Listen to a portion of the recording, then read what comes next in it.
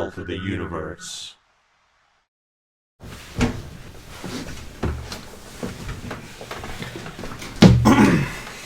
Hey guys, this is our mind, the portal of the universe. My name is Yanis, and I'm here with PJ. Hey guys, how's it going? We're going to be talking about basically everything.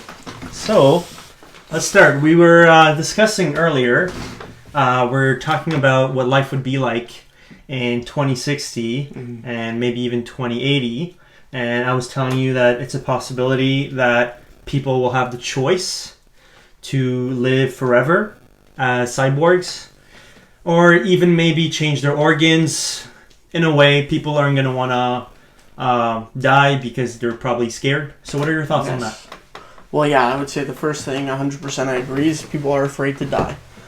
And where that stems from, I think, is because people really,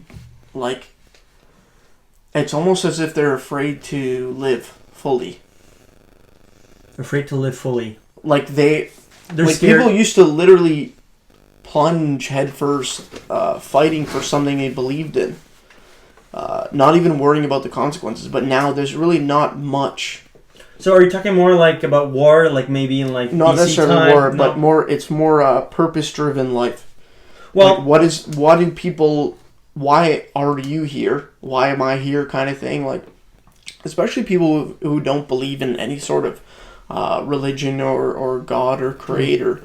For those people, I can imagine their struggle with the idea of purpose is vast, and it really affects their life without them realizing it or not. The struggle of living without a purpose is almost it's almost like the lowest form of existence. It's like even a piece of bacteria has its purpose, right? Has its role in the universe and in the ecosystem. But if you're a human and you don't believe you have a purpose, or you don't understand what that purpose is, or you can't figure it out, then I guess you would probably want to try to find out while you're living, right? Do you think it is because in the last 100 years there's been so much evolution that now people are trying? Most people don't really die. There's no, for example, World War II killed a lot of people. People were fighting all the time. It'll happen again. Yeah, but I'm saying now because of our technology, because it's so high and so strong, people are living longer. There's not as many deaths, and so maybe there's not enough purpose as well in that sense. Does that make sense? Well, don't forget, the death rates are actually now, the average life expectancy, because we've advanced to a certain point, we're almost peaking now. Mm-hmm. Where the average life expectancy is actually lowering in certain countries because of all this technology. Doesn't matter. If you don't live healthy, you're going to die. The obesity rates, just those rates, the cancer rates, what we put in our foods and the amount people eat now compared to what they used to eat is completely different. So regardless of the advancement in technology, the life expectancy is basically peaked. We're looking at about 80, 85. You see in Japan, places like Japan, where their obesity rate's not high. They're very organic. I say organic in the actual name. It's in the actual meaning, not the grocery store meaning. It's farmed without pesticides, without antibiotics. That's what I mean by organic. It's completely natural, and even some of it's not farmed. Right? They eat a lot of fish, and they don't farm. You can't farm fish. You have to fish them.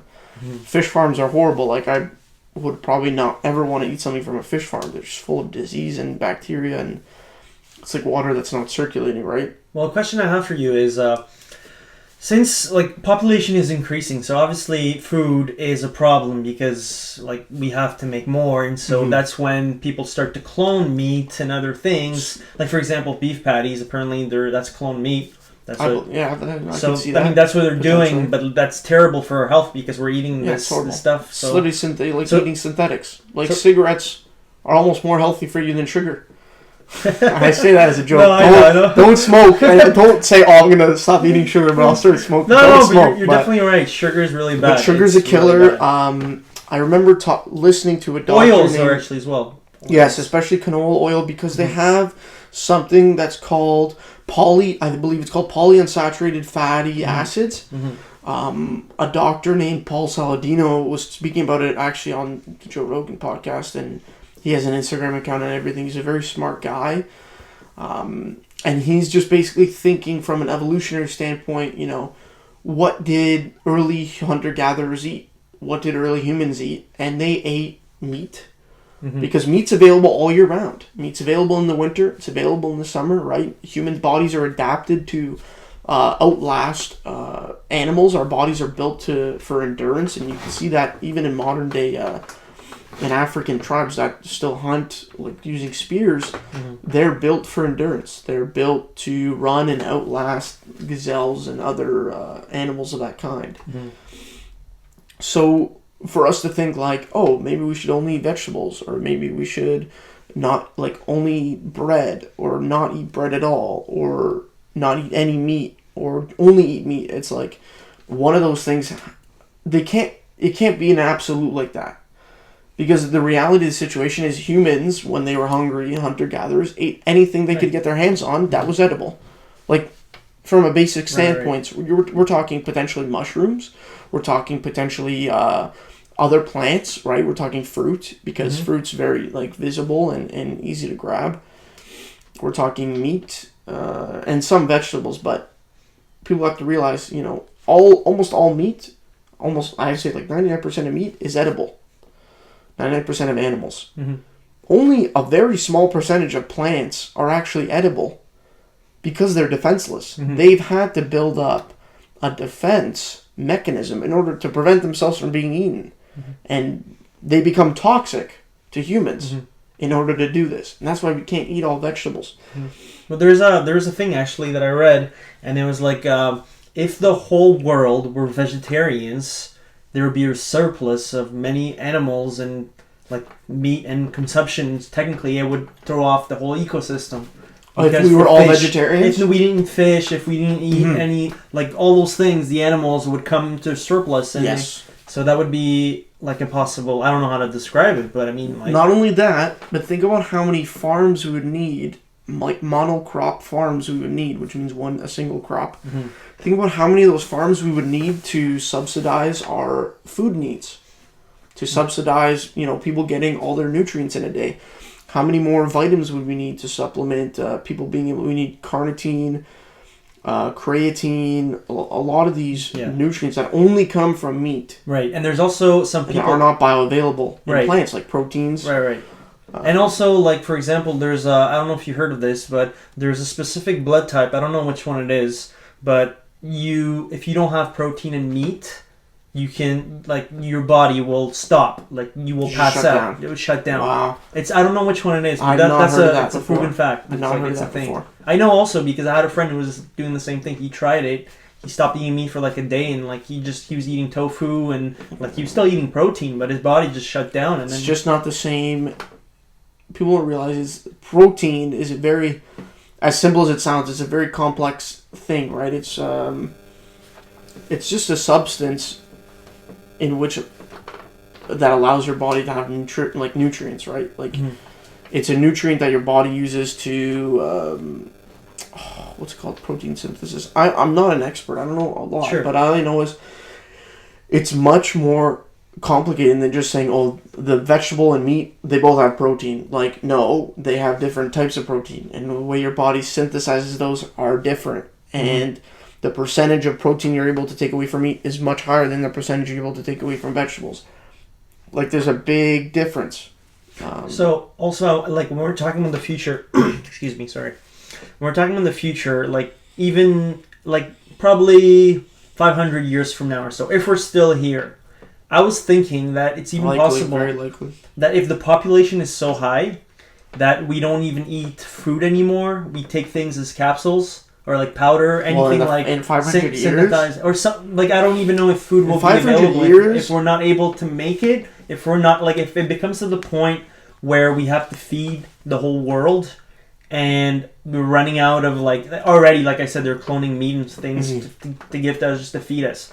So I'm saying it's even possible. Like, wouldn't it be easier to get a meal by just taking a pill and then getting the energy instead of actually sitting down cooking? Like, it saves time. Yeah, just because it's easier doesn't mean it's necessarily right or a better thing to do. And in 500 years, if we haven't nuked each other to death in 500 years, who knows what the world will even look like? Who knows? Who knows? I believe there will inevitably be another world war. That would be weird. Nuclear? I don't know. Maybe it would. Maybe it's already happening with like hacking. No. Hacking. Well, we're talking real death, destruction, legitimate. But it would be so easy. It would be so easy. They could do it right now if they were. Yeah, it would be easy, except if they had, EMFs going off. Mm-hmm. Or sorry, EMPs. Mm-hmm. All you have to do is detonate a nuke. Literally in Call of Duty, if you've ever played it. And I think Modern Warfare 2, they detonate the EMP. So they detonate a nuclear bomb in space. Mm-hmm. And what happens is it sends out an electromagnetic pulse, which shuts down all the technology. I see. In a certain radius. Mm-hmm. If you did that, like, war is back to World War II.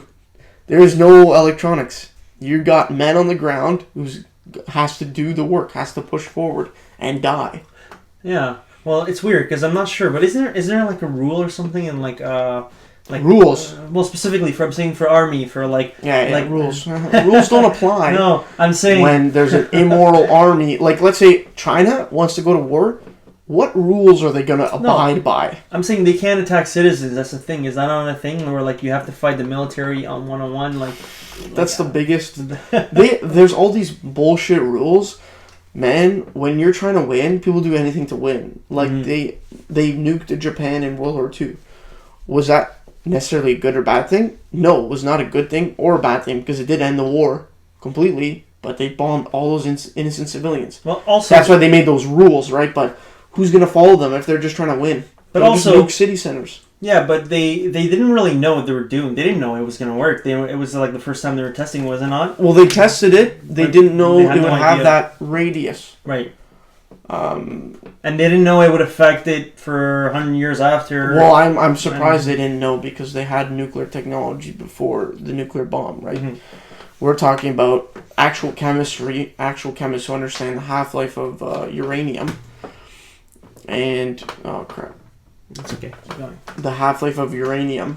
Mm-hmm. They know what they're talking about most of the time. Maybe they didn't have a complete understanding of its effect on humans, but they knew it was there would be some form of radiation. For how long, I don't know if they knew, but they knew for sure that this was a weapon of mass destruction and it was not to be taken lightly. And, nuclear technology, unfortunately, could be one of the best things we've ever done or one of the worst if we do it improperly, as humans usually do. Mm-hmm. Most of these nuclear plants that failed were from human error, were from miscalculations, right? You can have very safe uranium chambers. Mm-hmm. I forget what they're called, but the chambers which hold the radioactive substance. You can have those that will allow it to produce for hundreds of, if not thousands of years. Mm-hmm. And you can have an almost unlimited energy source. Right. But because of human greed and corruption or whatever, we always want to push things. We always want to do things our way, not the way they should be done. And we get punished. We get punished all the time.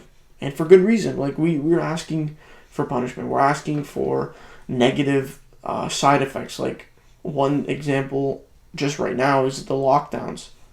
So, as much as you're potentially preventing the spread of, I don't even want to call it its actual name, but of that thing, the thing that it has a 19 at the end that everyone basically knows about and talks about, and everyone's an expert in this or that.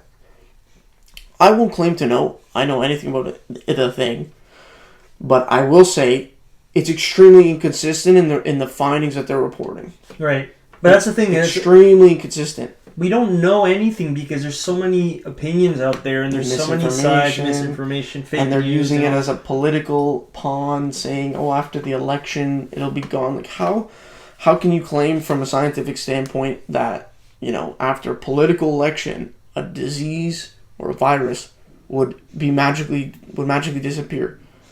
And how do an average person just believes that? Says, oh yeah, that makes sense. Like, no, doesn't make any sense. Does the flu go away when we have an election? Like, no. So let's go back to the topic of the 2060 and 2080.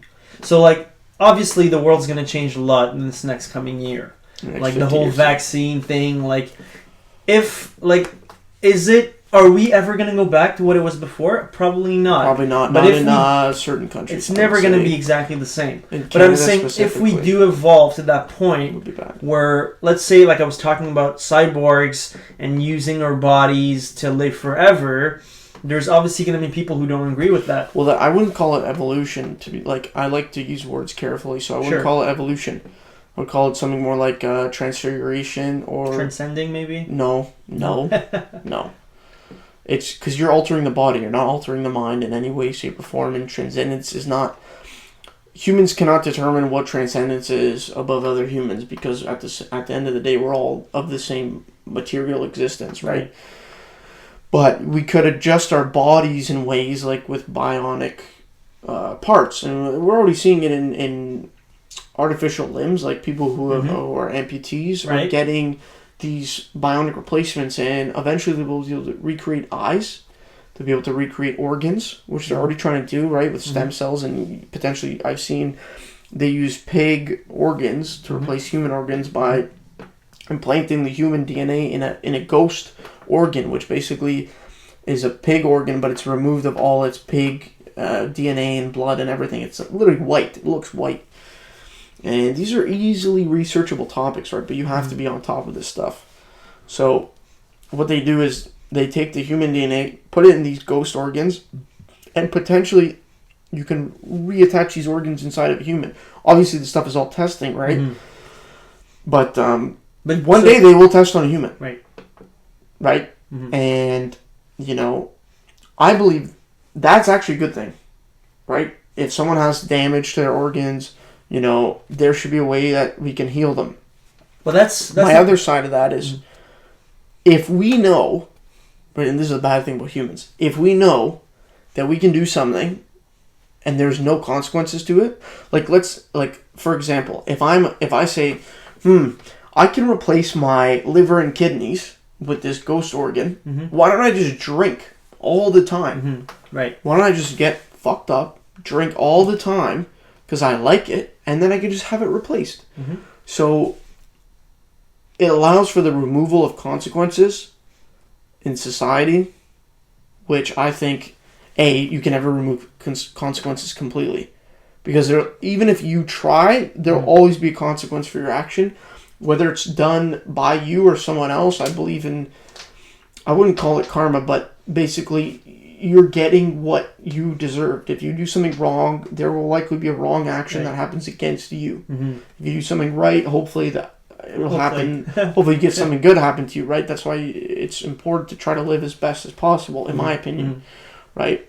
But that's the thing with with human, when we create things and we come up, not evolution that I'm talking about, but I'm saying if we come up with something, an idea, and we're like, we can use it for this, there's always the negative side, right? That's saying, the other people are going to say, we can do this for this too. So now there's always the good and bad, right? Like anything that's created, for example, AI, we don't know what's going to happen.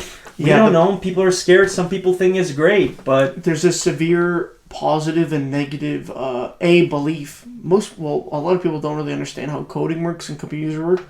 We use AI in our daily lives every day, right? Your phone has one, marketers have one that gives you ads, right? Those are.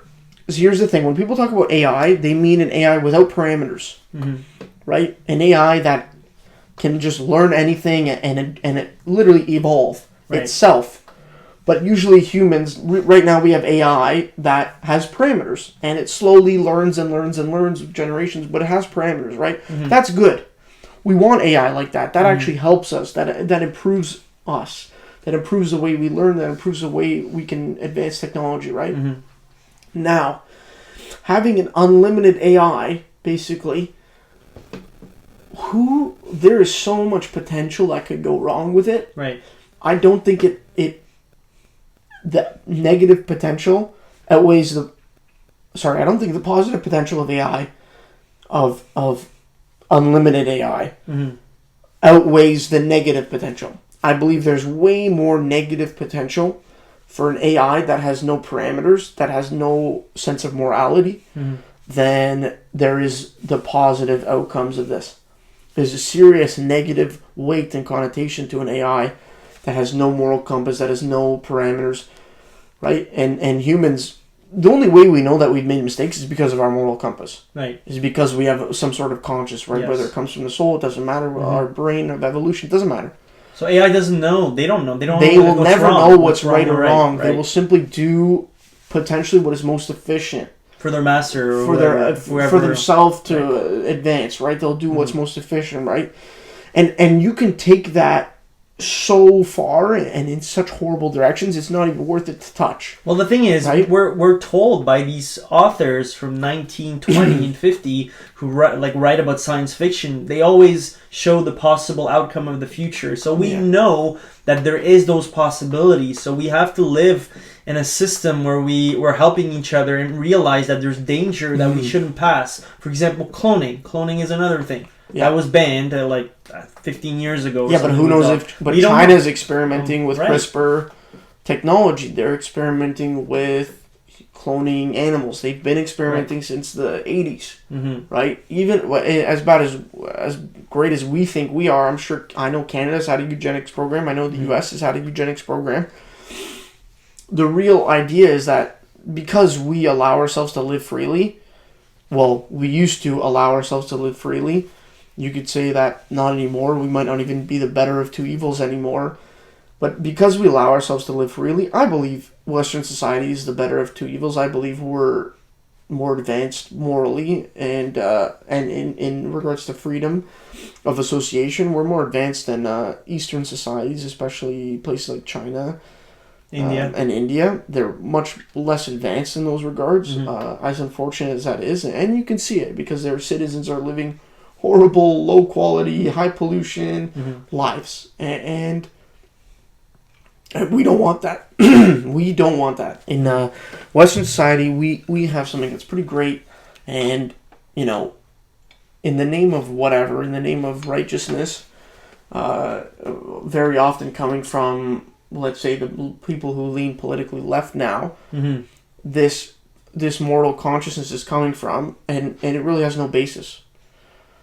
If we look back at the roots of where society and civilization was created, it was based on fundamentally Christian, Judeo-Christian values, right? We're talking about the 10 Commandments. Yeah. Pretty simple form of morality, right? 10 rules. If you don't do these things, you're probably a good guy or girl, But those are common things that, today, we already know. It's not like... But it's common because we taught it. Right. Well, imagine the tenets of our society were not built on the idea of the commandments. Idea of religious ruling. Okay, so let me put this in this way. If you were in a civilization, let's say you're a Roman, and you meet an Egyptian... Are you going to kill that person? Probably not, unless he threatens you. Yeah, there's no reason, right? There's no the human nature is not to kill unless you're hungry. You have the reason to kill. Yeah, the human nature is not to kill unless in necessity, right? In the very rare form of people like psychopaths who just do it. Right. But that's what I'm saying. Brains obviously, I say they're an outlier because... If everyone was a psychopath, should everyone be murdering everyone all the time? I don't know how anything could get done. No, it wouldn't even work. It wouldn't be any societies. We needed to form ways of social cohesion to actually improve and progress as a society, right? And now, especially now, where we're looking at people who are basically jumping into two parties, right? They pick one side or the other. The social cohesion is being removed, right? It's being pulled apart. And what is the end? What is the end result of the social cohesion removal? It's either separation or a clash, right? Right. And a lot of the time, these two types of people are living in the same city. They're living in the same town. How can you separate, right? One's gonna have to choose to leave, but one leaves. Okay, the other 50 stay. There's clashing now. Right. Now you have a clash. So is that your are you saying that it's possible that this is a plan by the people who are in power? They want to maybe separate in order to divide and conquer? I would say if it was their plan, which it very likely is. Listen, these people are the smartest propagandists of all time. They're the best marketers of all time. They make you think that another human being is your enemy, when they've literally done nothing wrong to you and you've done nothing wrong to them. The greatest marketing scheme of all time, the greatest propaganda scheme of all time is this idea that this guy is my enemy, even though he hasn't wronged me in any way, shape, or form. Mm-hmm. That's why I He's ultimately... an enemy because of how he believes. Because, yes, he's an enemy because he's religion, different right? from me. Yeah, right. Right? And unfortunately, this is how we function for a long time. And it's going to... And again, I'm not against a multicultural and multi-ethnic society. I think it's actually important that humans come together and really understand our differences and really understand what brings us together. And at one point, we were so close. I don't know if it was the 80s or 90s where people were like generally just being like intertwined and okay with each other, right? And I think that takes a slow assimilation of other groups into countries, right? Like if we let in 500,000 people a year from a specific country, that's going to change a country of 35 million like Canada a lot. That's a decent percentage. In the U.S., it might not change as much, right? But we're a small country, population-wise. Right? Landmass, I think we're either the biggest or second biggest in the world next to Russia. Right. But population-wise, we have such a low population density. Adding in all those people at once, it doesn't add to that social cohesion, right? You have to slowly let people trickle in, right? So they can understand, like, because you have the to mixture of culture, education, right? Learn the culture, like you said, and you have to be and the way of life as well, right? If you're going to bring people into a country, why would you not want them to actually socially cohere to that country's belief system, right? General belief system, right? And I would say the biggest thing would be based on human rights and morality is our biggest thing, right? Because we, as a society, we've shifted away from religion, which is, it's understandable because of the period of enlightenment and logic and reasoning, whatever, that's fine. But we still maintained relative morality and freedoms, right? But once you start introducing so many different people that are from a place that doesn't necessarily have high morality or high liberties, what do we expect to happen inside our own place, inside our own country, right? Like if you let a stranger into your house, one stranger you can teach the rules of your household. You let in 5 strangers and you're only a household of 5. What's going to happen now? Now you have that clash. Right. But it's also how they choose to come in, right? For example, like there's... It's also how we choose to let people in. Right, but not only that... It's a two-way street. Of course. But not only that, but when they come in, it's the way they choose to live their life here. If they want to connect, maybe they don't. Maybe they like that relationship they have with the same people from the culture, whether it doesn't matter the race, but they have a gathering that nurture from their old country, even religion. I think it's important too, though, in regards to what we're talking about. Ethnic enclaves. But see, the thing, ethnic enclaves happen naturally, right? Right. People want to live around the people of their own culture, but at the same time, they want to experience other cultures and try to understand them, right? And that's where I think we're doing a great job. Right? You want to bring people together and be like, oh, I understand. Well, do you guys believe this? Okay, that's interesting. Oh, you guys believe this? That's great. Like, we want that difference of idea. We want that difference of belief to propagate us further forwards. What happens is if too much of that difference happens at once, it propagates downward, right? Into like a sinkhole effect. Right? Instead of slowly putting pressure on each other to lift each other up, we're putting too much pressure and it collapses, right? That's why you get a sinkhole effect, let's say, where too many people are mixing at once in a highly populated area, like in a city like Toronto. Toronto is a majority minority city, right? I think that's like one of the first cities in the world to be a majority minority city, which again I'd have no problem with. But the problem is if you're going to introduce so many different people of different minorities, one will eventually become a majority again, no? And that majority was different than the previous majority. And they're going to change the belief system of the city, which in turn will change the belief system of the country. Which, if people are okay with that, they'll vote in favor of that. But at one point, you say, okay, what if we can't vote on it anymore? That's where racism and things like that happen, right? And then you become... the thing is, racism comes from ignorance, right? If you understand other people's cultures and say, listen, I will accept anyone who comes into this country. As long as you abide by the rules. And they abide by the rules and you let them in slowly so you can acclimatize them and acclimatize your own nation to them, right? Because people come in with all different types of beliefs, right? Everywhere in the world, everyone has a different sort of belief system, different cultures, different food, this, that. There's so many things that are different. But if we slowly combine, then it makes much more for ease of social cohesion, right? That's why I see people saying, like, oh, we should have zero immigration. I'm like, that doesn't make sense, because you need people coming in and you want people to come in and improve the country and the economy. And then people are like, oh, I let in 1 million people a year. I'm like, that's completely unsustainable. We barely have enough housing in our areas to support the people that already live here. So, like, slow down. Just let people in slowly. Once we start improving more, you can start letting in more people, right? As social cohesion increases. And especially now, with the amount of division in people, we're going to see a lot more problems. We're going to see a lot more racially motivated violence from all sides. From all sides. And it's going to be bad. Yeah. And we don't want it to be bad. Why would you want it to be bad? You know, everyone wants to live a good life. Everyone wants to live a happy life. People coming into Canada and the U.S. want to live a better life. They're escaping. They're likely leaving their countries because of the problems that they had there. And that they don't want to experience those anymore. But if you let in 500,000 to 1 million per year of the people that lived in one country, eventually your country is going to change into that country. Right. Okay, well, thank you, Phil, for coming on here. We had a good talk. So if you guys think you got some interesting knowledge of what we spoke, please click the like button. And also subscribe to my channel. And don't forget to turn on the notification bell. And we'll see you next time. Thanks, guys.